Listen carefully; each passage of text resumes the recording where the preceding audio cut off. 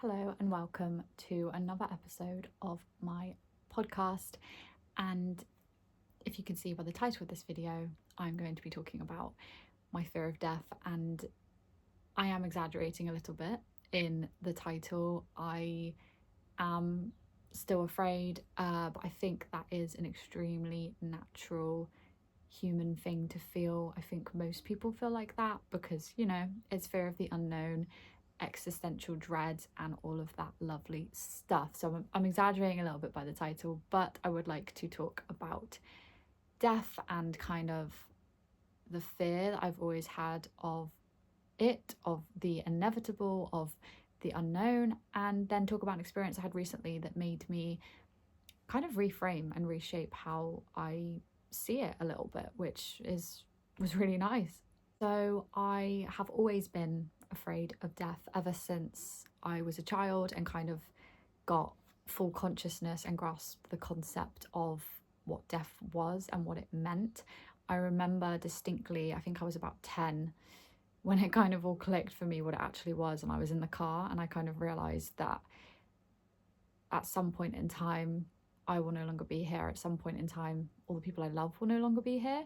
And that thought terrified me, seriously terrified me, was my biggest fear ever. It was something that I'd think about at night as a child and as a teen and as an adult. I'd think about at night and wouldn't be able to sleep because I would think about it. And if I let myself think about the fear and think about death, I would be absolutely gripped with fear. I'd be paralyzed with fear. I'd be lying in bed, absolutely paralyzed with fear, and I'd have to kind of self-soothe myself and coax myself out of this kind of state that I'd worked myself up into. And that always happened to me whenever I would allow myself to think about it for an extended amount of time. I would just be gripped and paralyzed by fear. So eventually I just stopped thinking about it. I just pushed it away and thought, there's no productive reason to think about this, really. It just leads to me being scared. So I'm just going to pretend that it won't happen, pretend that it's not a thing, and not think about it. And that worked for a while, but of course, there are things in everyday life that act as reminders, that remind us of our own mortality, that bring up existential thoughts and feelings. So then when I would be reminded, so I'm not thinking of it of my own accord, but I'm thinking of it because I was reminded, because the thought was triggered, I'd just try and push it away and not think about it, which I don't know if it was the most healthy option. But yes, I have always been terrified of death, terrified of dying.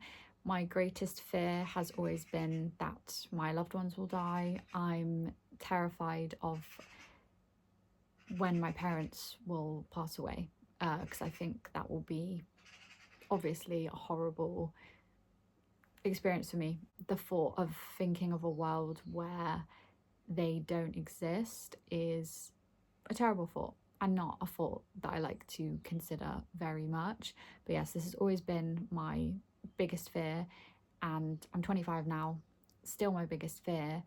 But as I said, I've reframed it a little bit.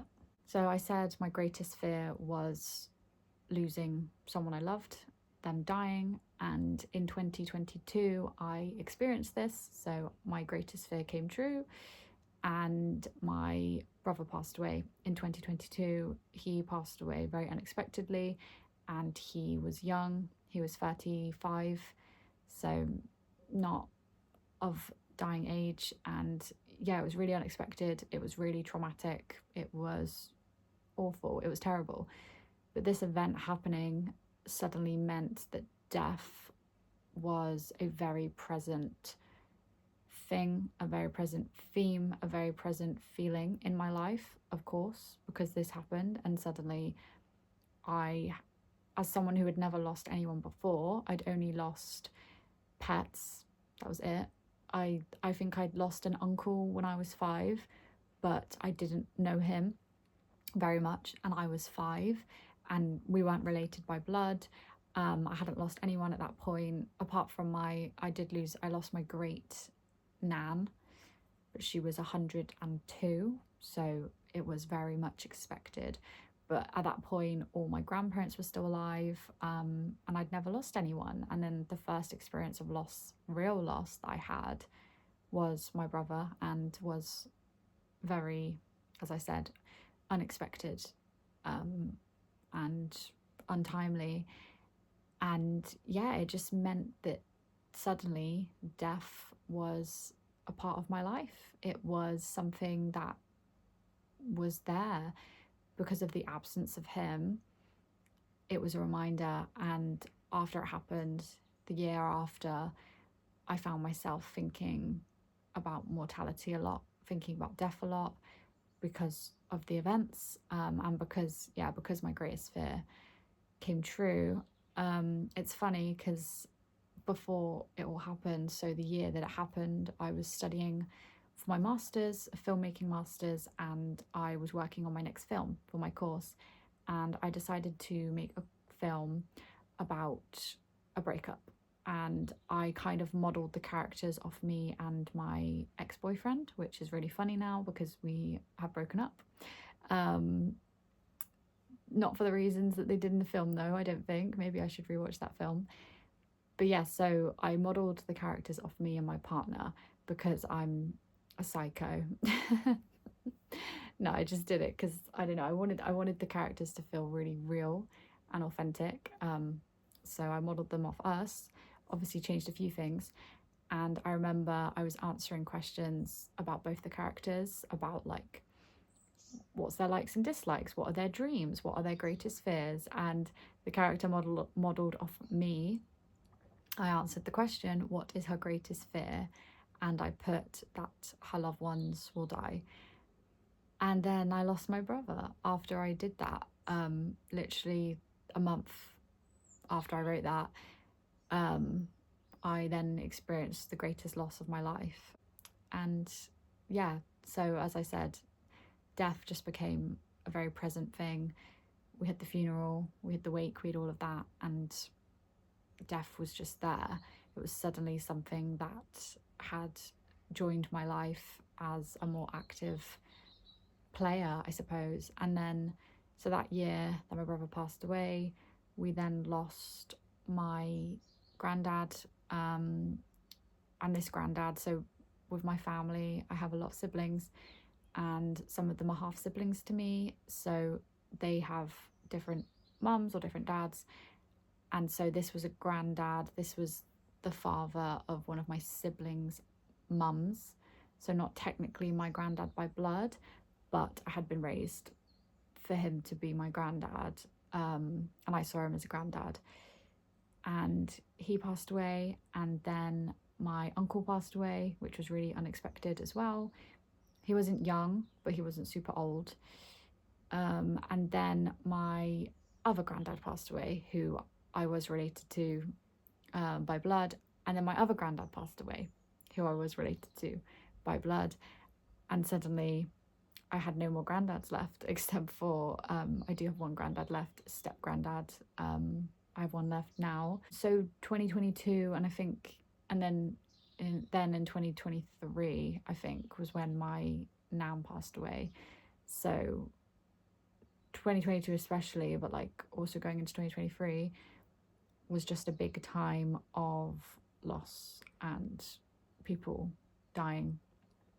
And it meant, as I've said, that death was around. It was on my mind, it was present, because people were dying and I was losing people, and I was dealing with grief for the first time in my life, dealing with grief from a person for the first time in my life. And so I was thinking about death a lot more, and I don't think I was paralysed with fear every time I thought about it, but it was probably more because it was just sadness and grief. When I would think about death and consider it, it would just be, instead of fear, it's grief and the unspent love that had nowhere to go now because these people were no longer here. So yeah, that, I think the events of 2022 and leading into 2023 definitely also shaped my perception of death, how I felt about it. It just made it, as I said, it just made it a player in my life. At 22, suddenly death was a big thing in my life, and I never thought it would be at so young an age. But it suddenly was, and it was suddenly something that I thought about a lot more. But the event that I wanted to talk about, which kind of inspired this podcast episode, was 2 weeks ago now. I went to a wake at the place where I work, which is a company owned by my parents, is where I work, family business. One of our colleagues passed away, but she had retired. So she retired a year ago. She'd been retired for a year, and then she passed away. And her funeral was coming up and her wake, and we were all invited to the wake as her colleagues, and I wanted to attend. I didn't know her super well. I only worked with her for a year because I'd only been there for a year when she retired. So I only worked with her for a year, and I didn't know her super well, but you know, she was a figure in my life. She was around. As it's my family business, my life has always involved that business. Me as a kid, you know, having to go into the office and like wait for my dad, or having to go in and do this and that. I would be seeing these people, you know, they knew me, they knew my parents, they saw me as a child, they saw me grow up type thing. So I wanted to go to pay my respects, and we go to this wake, and I didn't really know what to expect. I've been to quite a few wakes now, but I didn't know what to expect. And it was in like a restaurant courtyard, and it was outside, and there was a live band playing the guitar and singing. There was a picture slideshow, there was an open bar, there was some food, there were like little keepsakes to take away. There was like a candle to take away, which I took one, which we are supposed to light a year after her passing. There were some seeds to take because she loved flowers, so it was seeds to just scatter and let flowers grow. And I went to this wake with my parents and some other colleagues who joined, and it was just the most beautiful wake I'd ever been to. The only way that I could describe it was just an outpouring of love, is how it felt. It just felt like all these people, I know a lot of people there, and most of them I didn't know because we were just colleagues. I obviously knew everyone from my work, but I didn't know any of the other people there because they were her friends and family who we didn't mix with work. But it was just the biggest outpouring of love that I'd ever seen, and of joy and love for this woman's life, and yeah, love for her, and just a clear image of all the people that she touched, all the lives that she changed, all the love that she gave out, and the love that people wanted to give back to her. And yeah, I think it was just the nicest evening ever, and I didn't know what to expect, and it was incredible. It was really nice. And her brother did a speech, and in the speech I think he'd asked my dad, because my dad is the chairman of the company, because it's my parents' company, where she worked for 20 years. He asked my dad to write some words about her from a work perspective, and so my dad did, and her brother read these words in front of everyone and did like a toast to us and to our company, and it was so heartfelt and it was so nice. And her brother read the words written by my dad and cried reading words written by my dad, and yeah, toasted to us, and thanked us, mainly, you know, thanked my parents for the life that the company allowed her to live. And it was just a very wholesome and lovely experience and send off, and yeah, it was really, really nice.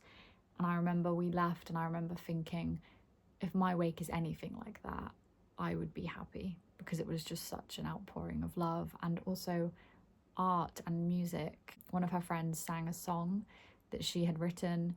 Her daughter read a poem that she had written, and it was just so lovely. And on the drive home, I was just full of all these thoughts, just thinking about this wake that I'd been to, because it was nothing like the ones before. The ones before were fine and they were nice, but I think they were clouded by just pain and grief and sadness. And there's definitely some celebration of the life that we're remembering, but just a lot more pain and sadness.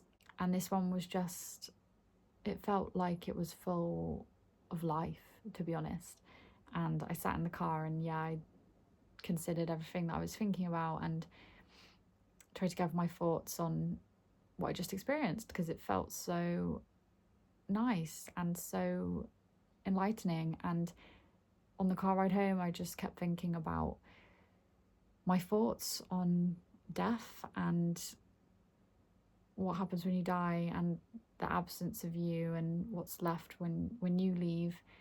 And it just really put it in a new perspective for me. And on that drive home, as I thought about this, I felt so comforted. I felt so comforted. And I found myself thinking about death, and I found myself thinking about my death, whenever that will be.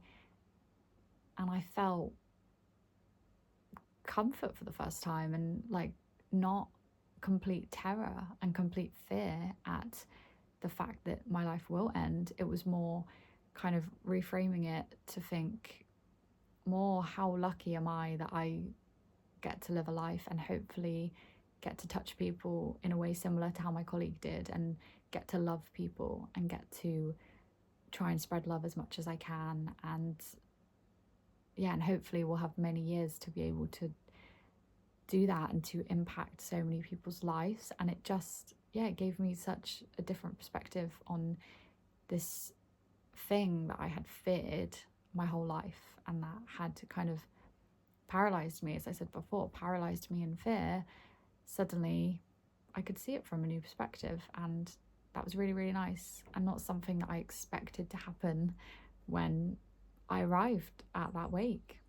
Another big thing that attending this wake made me think was that we just need to show more interest in people's lives, and we need to build community. I really think community is so important.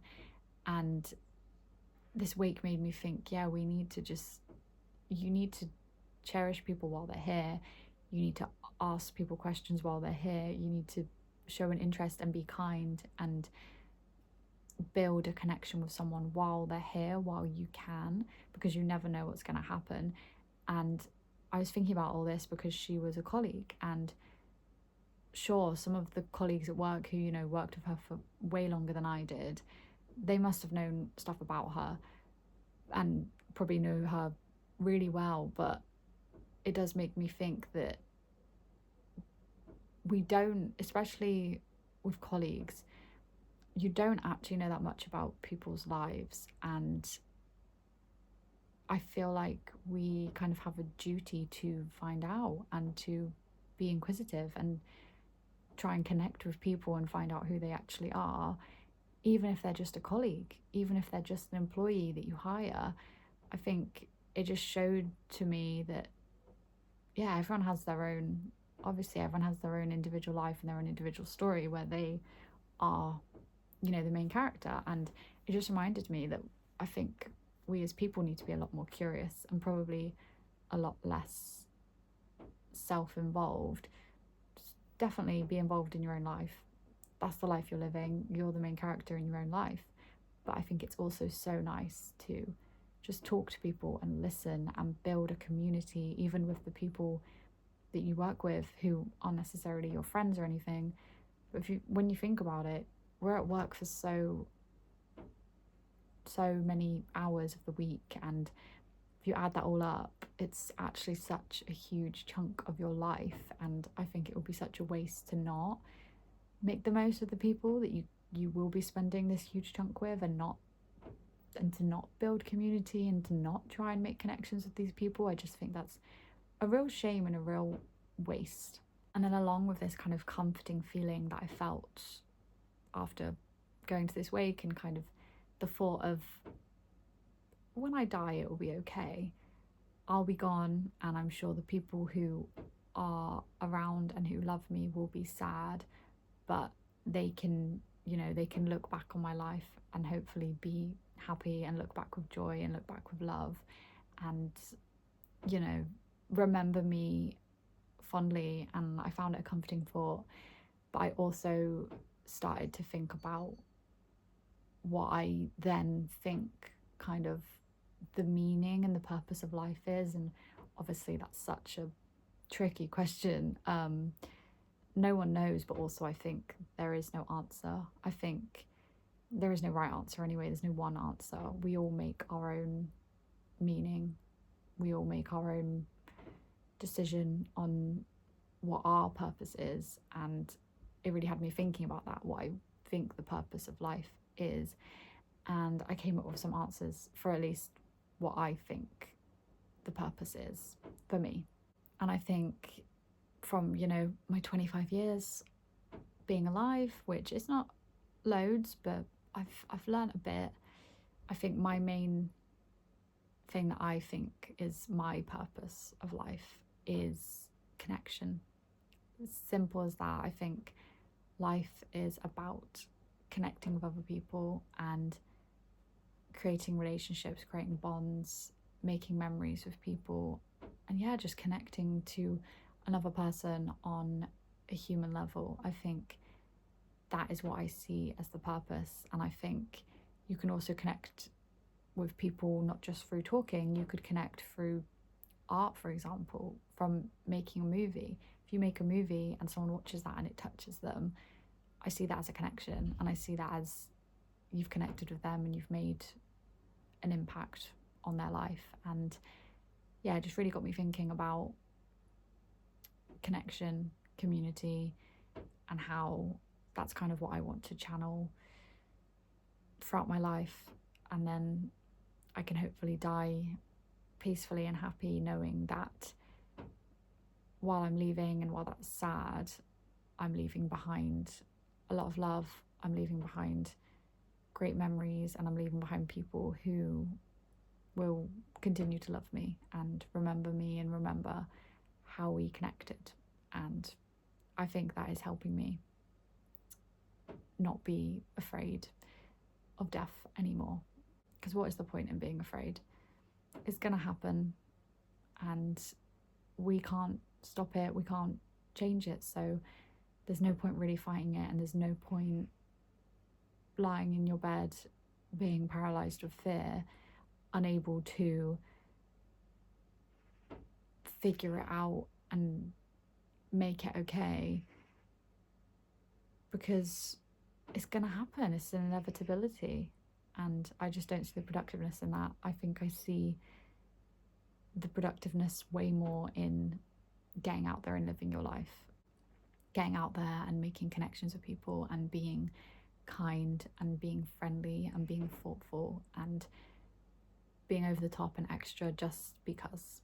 And that is how I want to live every day going forward, and how I've been trying to live. And it makes me think a lot about gratitude and also perspective, because we all have terrible days, we all feel terrible sometimes. I'm going through it right now. I'm in the middle of a breakup, I'm heartbroken, I'm confused, I don't know what I'm doing with my life, I'm lost. But if I can just find perspective on one day, it can improve my mood so much, because I just find that little perspective and see things from a different angle, and maybe see this heartbreak that I'm feeling, while it's not a nice thing, the reason I'm feeling it is because I was in love and I had a great relationship and I had a great best friend, and that is a lovely thing, and I'm so lucky to have had that. And it ended, as everything does, but that's okay.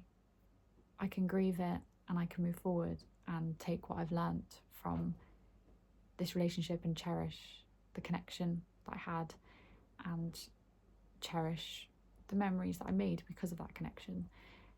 And then also gratitude, just really sitting down and remembering everything, you can be grateful for, because I'm sure if you sit down and you think about it, there are so many things. And for me, there are so many things. And I think when you lose someone, whether it's loss or breakup or whatever it is, you feel the absence and you feel the lack a lot. But it's nice sometimes to actually sit back and take stock of what you still do have, even if this absence sounds so loud and is the main thing that's kind of taking up space. I think it's good to remember what other things are also there that you just can't see through the fog. And that's a metaphor that I use all the time with my friends. When I'm in a certain mood, it's like I have a fog. I get this fog in my brain and I can't see anything.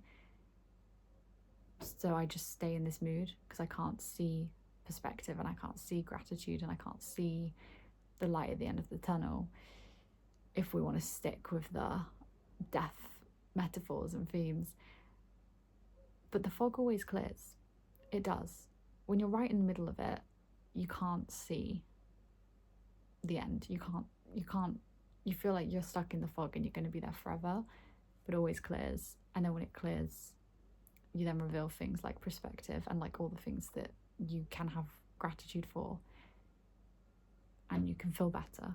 So that was very deep and existential for a Thursday, which is the day that I'm recording this. But it's true, I've had this fear my entire life, and that experience of that week has lessened the fear, which is so nice, because that's not something I ever thought would happen. And I'm still scared, of course I am, and I think that is extremely natural. I think it's human nature. I think we are beings that want to survive, so thinking about our demise is a fearful thing to think about, and I think that's understandable and natural. But I think it's a healthy amount of fear, as opposed to paralyzing fear where you're lying there and you can't do anything and your heart's pounding and you're finding it very hard to self-soothe because you're in the middle of the fog. And hopefully I won't get like that again, because I'll have the memory of this week and be able to think about what my own week could potentially look like in hopefully many years' time, and think about all the love that might be expressed when that does inevitably happen. But that's the end of this episode. A little bit philosophical today, but I think also kind of hopefully hopeful. Death is a tricky topic and not something I love talking about, because for me it goes hand in hand with grief, of course. I think sometimes it's good to talk about these things and to be able to talk about it in a more hopeful way is really nice, because as I said, it's not something I thought I'd ever be able to do. I didn't think I'd ever be able to record an episode about death, because I thought I'd be too scared to even like contemplate it. But actually, as I sit here now, I feel pretty peaceful, which is really nice. But that is the end of this podcast episode. I will see you in my next one, where it will be less existential, hopefully, but we'll see, because the next one might be about my breakup, so it could actually be extremely existential. We will see. Not making any promises. Thank you for watching. Bye.